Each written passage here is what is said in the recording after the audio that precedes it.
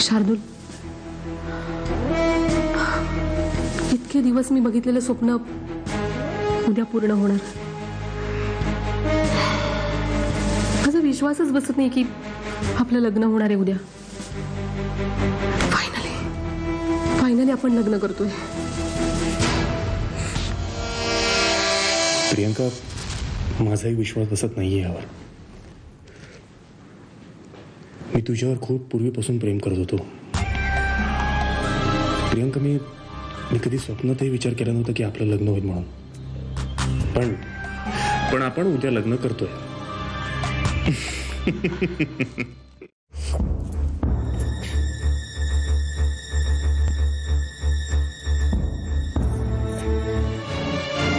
तुमचा विश्वास नाहीये का माझ्यावर? नाही, माझ्या नशिबावरतीच विश्वास नाही. हे बघ, आपल्यात जी काही भांडणं झाली, जो काही वाद झाला, ते सगळ्याच नवऱ्या बायकोंमध्ये होतात. तर संसार म्हणलं की भांड्याला भांड वाचतच. पण प्लीज प्लीज तुम्ही असा टोकाचा विचार करू नका. मग काय करू? बाळाचा विचार? नाही, सध्या नको. नेहा, तुला माहिती आहे मी काय लिहिलं आहे ते? काय? नेहा, बस ये, बस ये ना. शार्दूल, नेहा, शार्दूल, जाऊ नको नेहा. शार्दूल, इकडे ये नेहा, जाऊ नको. शार्दूल, मला एकट्याला सोडून जाऊ नको नेहा. शार्दूल, शार्दूल. मीनाक्षी, मी खूप विचार केला.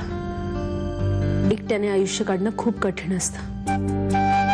त्यात एका स्त्रीसाठी तर जास्तच कठीण असतं. त्यात हर्षवर्धन सारखी संधी साधू लोक आयुष्याचं वाटोळं करू शकतात. त्यापेक्षा वरुण सुभेदारांसारख्या जेन्युइन माणसाशी लग्न करणं केव्हाही चांगलं. अगदी बरोबर. हर्ष, आज माझं लग्न आहे, लक्षात आहे ना? मग येणारच ना लग्नाला? बघतो. आय नो हर्ष, आपल्या प्रेयसीच्या लग्नाला जायला कुणालाही नाही आवडणार, पण तुला नक्कीच आवडेल. कारण आफ्टर ऑल असं लग्न झाल्यानंतर तुझाही त्यात फायदा आहेच ना. हे सगळं बोलायची वेळ नाही आत्ता, नंतर फोन करतो. माय गॉड, कशी दिसते मी? सुंदर, अप्रतिम, देखणी दिसतेस तू. असं वाटतं जगातल्या सगळ्यात सुंदर मुलीशी आज मी लग्न करतोय. खरंच. शार्दूल, माझा तर विश्वासच बसत नाही की आज आपलं लग्न होणार आहे. I am so happy. मलाही खूप आनंद झालाय प्रियंका.